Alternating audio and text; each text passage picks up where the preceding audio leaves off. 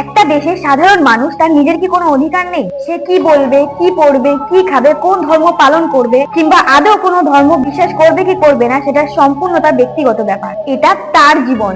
আমাদের দেশের সংবিধান প্রত্যেক নাগরিককে এই অধিকার দিয়েছে, এই স্বাধীনতা দিয়েছে। অথচ ক্ষমতার চেয়ারে বসে কিছু মানুষ ভাবেন তারা হয়তো আইনের ঊর্ধ্বে। আমি জিজ্ঞেস করতে চাই, আপনি একটা বড় নেতা বা মন্ত্রী হয়েছেন বলে একজন সাধারণ মানুষকে ধমকাবেন, তাকে বাধ্য করবেন আপনার পছন্দের স্লোগান দিতে? আপনি নিজেকে কি ভাবেন? হ্যাঁ, নেতা বা মন্ত্রী হয়েছেন বলে কি সাধারণ মানুষের জীবনটা কিনে নিয়ে বসে আছেন আপনারা?